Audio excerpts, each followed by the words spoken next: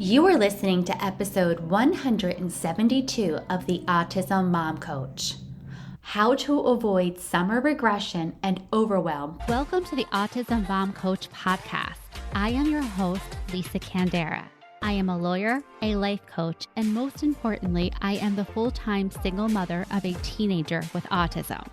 In this podcast, I am going to share with you the tools and strategies you need so you can fight like hell for your child without burning out. Let's get to it. I love the summer, but I don't look forward to it, or I haven't since Ben was diagnosed, because the term making the most of summer, I think that means very different things to parents of children with autism and to parents of neurotypical kids. As I was having coffee with a few of my friends, all of whom have neurotypical kids, they were talking about things like which camp their kids were going to go to, which sports camps they would go to, vacations, trips, all that kind of a thing. I was so struck by this for two reasons. First, my planning for the summer for my son begins in February. And two, when I think of making the most of the summer, I'm not thinking of all the fun things that you do, like going on trips or vacations or camps. I'm thinking about how I am going to use that time to catch my son up in some way.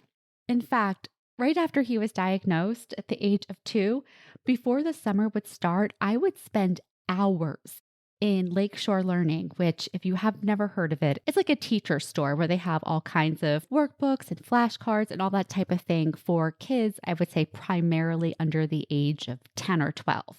I would go there for hours picking out activities. I'd spend hours laminating flashcards and other things for my son, all in the hopes that during the summer months, I could make the most out of that time to catch him up on his reading skills, to do math drills, to do more types of therapy.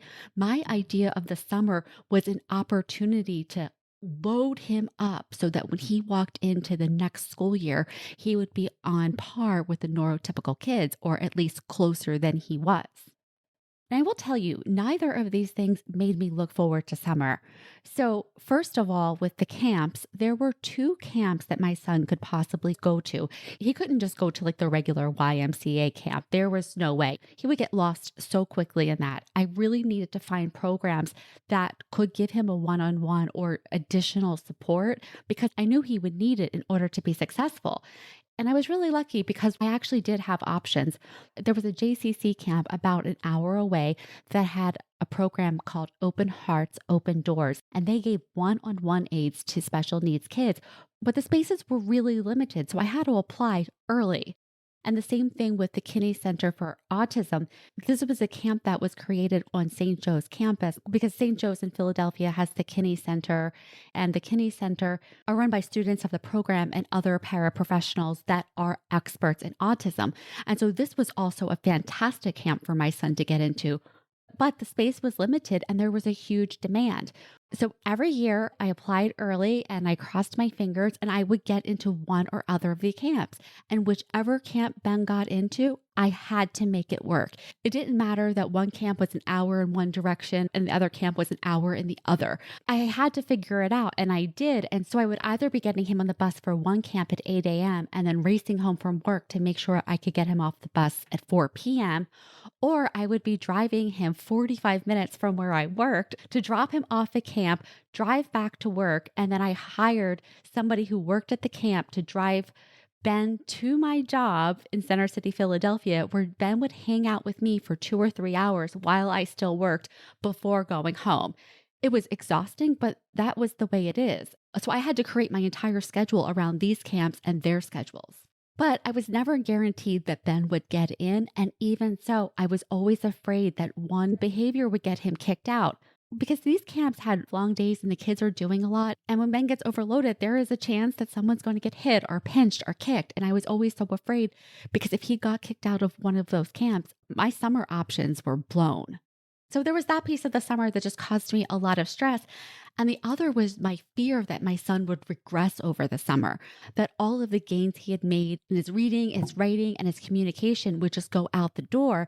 So I made it my job to make sure that didn't happen. And so that's where all of the drills and the flashcards and all of the workbooks, that's where all of that came in. And soon after summer began, I started introducing those to my son. And he actually did pretty well with it when he was like 3 or 4 years old. But as he got older, he really started resisting. And I think his day at school had gotten a lot harder for him. There was a lot more anxiety, and he really did need that downtime. And he was seeing that his peers weren't doing homework over the summer. So it really wrangled him that he would be doing homework over the summer. And so it became more difficult. As that happened, my anxiety was through the roof because I looked at this time as my responsibility to fill it up, to make sure that he progressed or at least didn't regress. And so when he resisted doing the activities, I lost my cool with him so many times, to the point where we would do an activity for a couple of days and then there would be so much stress that was caused by it that we wouldn't do it for the rest of the summer. So all of these grand plans, all of these beautiful workbooks and flashcards got pushed to the side, and I would spend the rest of the summer with just this horrible feeling in my stomach that I was failing my son.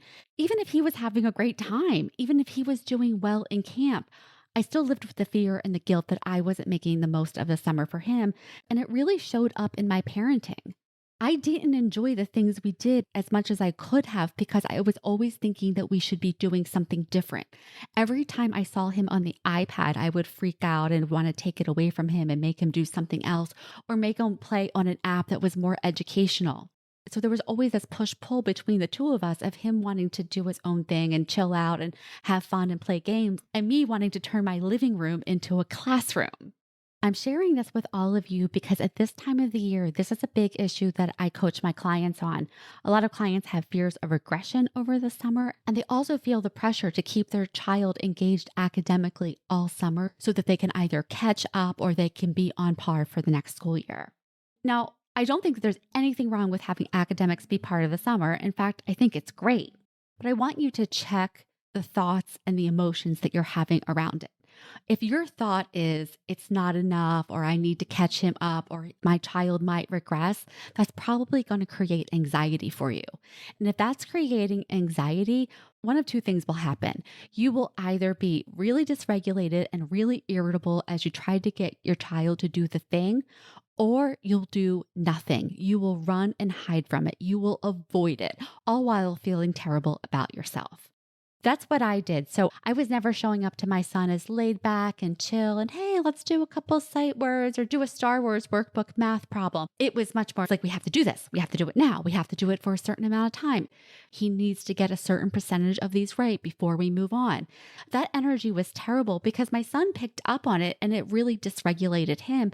And so then we were in this vicious cycle of dysregulating one another. All because of my fear that my son would enter the next school year so far behind or that he would regress. So if this is you, here's the advice that I have, and here's what has worked for me. You need to go into the summer picking very realistic goals for your child. Make them less than what you think they should be. For instance, if you ideally want them to read 3 chapter books over the summer, make the goal 2. And if you get to 3, that's fantastic. If you want your child to practice sight words each week, maybe do the same 2 each day for a few days and then move on to 2 more. So the point here is to pick small and achievable goals so that your child gets a win and you get a win too. The most challenging part of doing this is managing your mind, because your brain's going to jump up and say, it's not enough, I'm not doing enough, I need to do more, this isn't even worth it.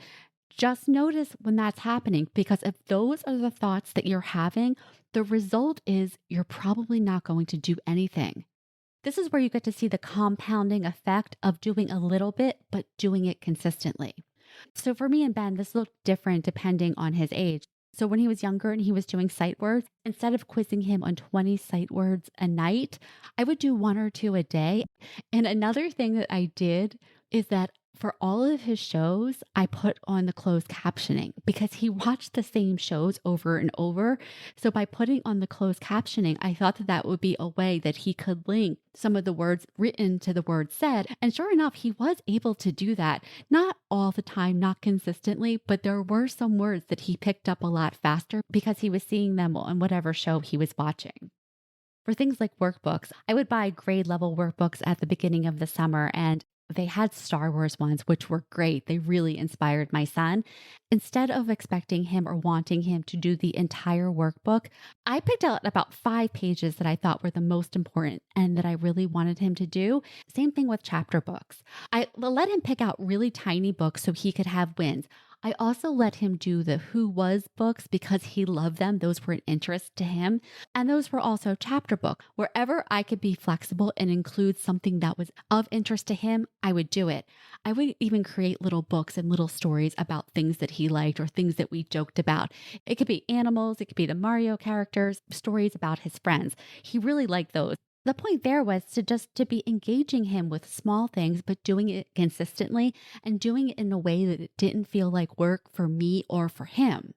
And now as he's older, he's a teenager, my focus during the summer is really relaxation. Because first of all, he's a teenager and teenagers sleep a lot. There's a lot going on in their bodies. I know that Ben is so much more emotionally taxed now than he's ever been. I know that I did not realize for years how much this kid was masking. And that masking worked to some extent in elementary school, but it doesn't anymore. The difference between where he is emotionally and socially and where his peers are, it's like a canyon. He really has to work hard to engage in activities and stay regulated. And so now the focus is more on teaching him the ways that he can stay safe, he can stay regulated, and he can use his strategies. So for you and planning your summer for your child, if you are bracing yourself for the summer, I want you to check in with the thoughts that you are thinking. Those thoughts are going to create stress and anxiety in your body, and that's going to make it a lot harder for you to strategize and troubleshoot and plan.